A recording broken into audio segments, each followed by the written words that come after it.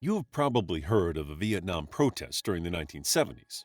One of the most famous occurred in Kent, Ohio, resulting in the deaths of 4 university students. While protesters were voicing their dissent against the Vietnam War in general, you may not know they were also protesting the atrocities American soldiers committed overseas. Historians believe as many as 2 million Vietnamese civilians died during the war, and not all of these deaths were accidental.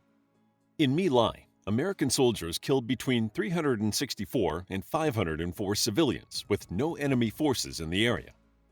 The Vietnam War was one of the pivotal events in the modern era.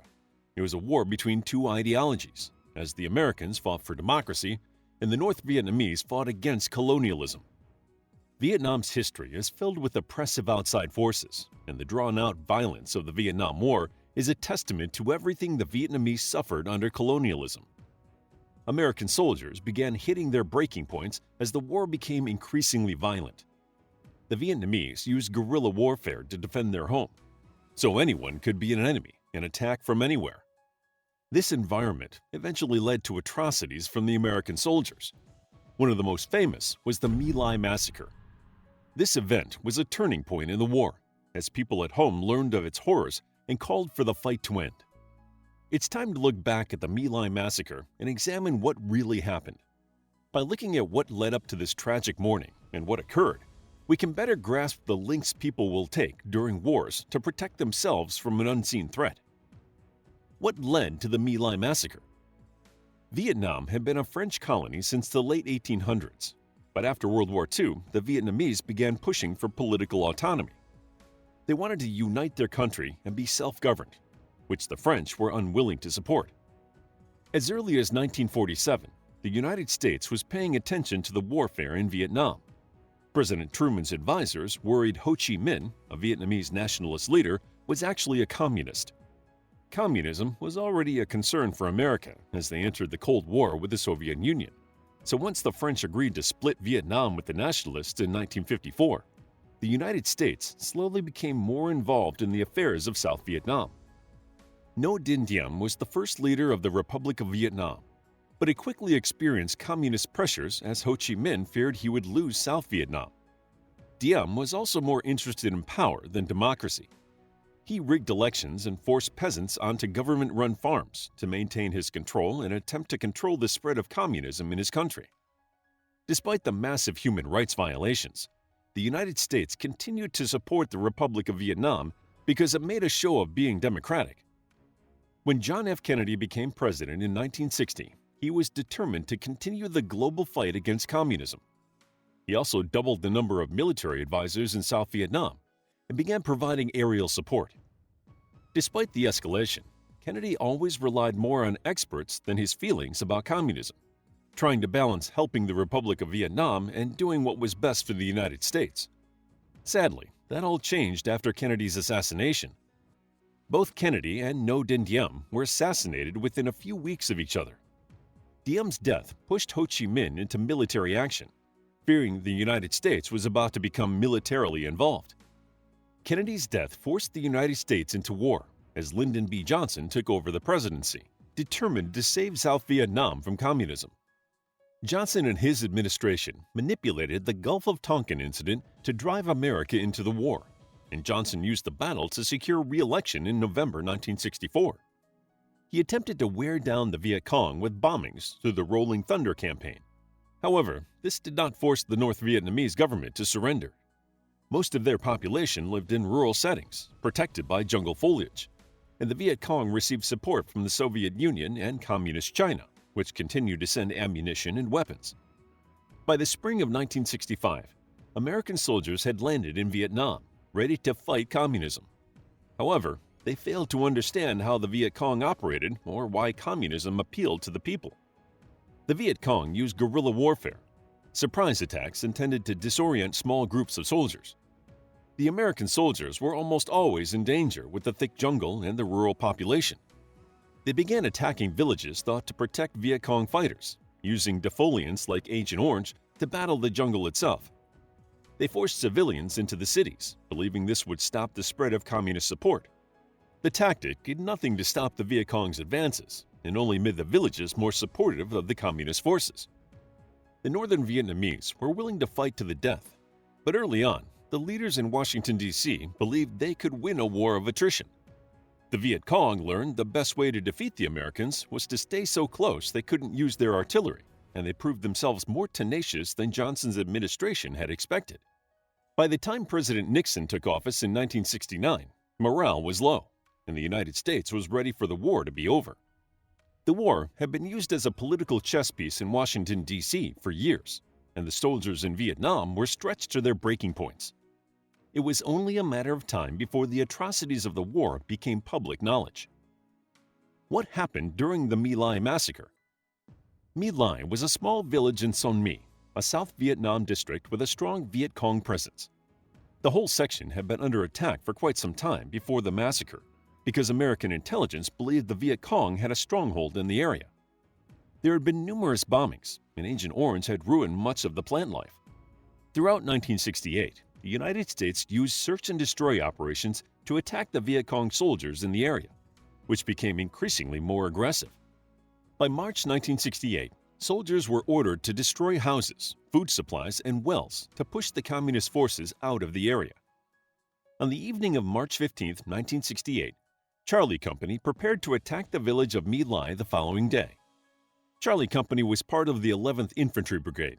They had only been in Vietnam since December 1967, but in those 4 months, they had lost 28 men, leaving them with only about 100. During the briefing that night, Charlie Company was told to treat everyone as a communist fighter or supporter, even women and children.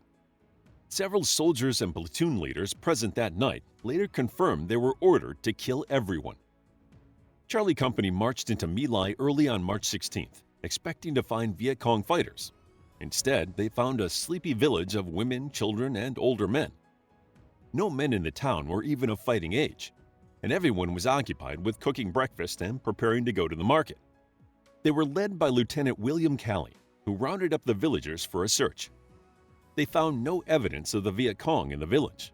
There were only 3 weapons in the entire town, and the people initially did not panic or resist. Despite lacking cause or the need for self-defense, Lieutenant Calley ordered his men to kill the Vietnamese villagers. Some American soldiers initially protested. One soldier even shot himself in the foot to avoid participating. But it quickly became a bloodbath. Most villagers died under machine gun fire. Mothers attempted to protect their children, but when the children began to run, they were also shot. Around 20 people ran to the temple to pray and were killed in the act. Large groups were pushed into ditches or along dirt roads and shot to death with machine guns at close range.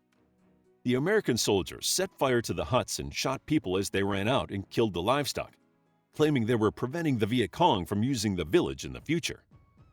Sadly, death was not the only violence many My Lai villagers suffered that day. At least 20 women were raped or assaulted before being killed, although there has been little research to determine the exact number. Of the 20 known victims, at least 9 were children, with the youngest girl being around 12 years old. As many as 500 people died that day. The number may have been even more if Warrant Officer Hugh Thompson Jr. had not intervened. Hugh Thompson was a helicopter pilot assigned to support the ground troops, but as he flew over, he saw civilian bodies everywhere. He also saw some of the atrocities, such as slaughtering people in the ditches. Thompson encountered some soldiers approaching a bunker with women and children inside and asked Lieutenant Stephen Brooks to help him get them to safety. The lieutenant refused. Brooks stopped the soldiers approaching the bunker and found 12 to 16 people inside. After much convincing, he led them to the helicopter and ensured they were transported to safety. He saved several other people from the massacre and then reported to his section leaders, Captain Barry Lloyd and Major Frederick W. Watke. Other helicopter pilots confirmed the American soldiers in My Lai were out of control, and Charlie Company finally received orders to stop. While Hugh Thompson was initially shunned by his fellow soldiers for reporting the event, he was eventually honored in 1998 with the Soldier's Medal. He insisted this honor, the highest American military award for courage in situations not directly involving enemy engagement, had to be awarded publicly in memory of what really happened at My Lai. What were the consequences of the My Lai Massacre? The United States Army immediately knew the My Lai Massacre would cause a scandal and negatively impact the war effort, so they attempted to hush it up, downplaying the event and telling the public they had successfully killed communist fighters. However, within a year, the American people learned of what truly happened at My Lai. There had been no communist fighters, and the civilians were not killed by accident. Despite the military's attempts to keep the events quiet, veteran Ron Ridenour was disturbed by the stories he had heard amongst the 11th Brigade. He was not present that day. Still, Ridenour gathered enough information to write a letter to Congress, imploring them to investigate. He also spoke with journalist Seymour Hersh, who finally shared the story with the public in November 1969. The American people were outraged when they learned of the My Lai Massacre.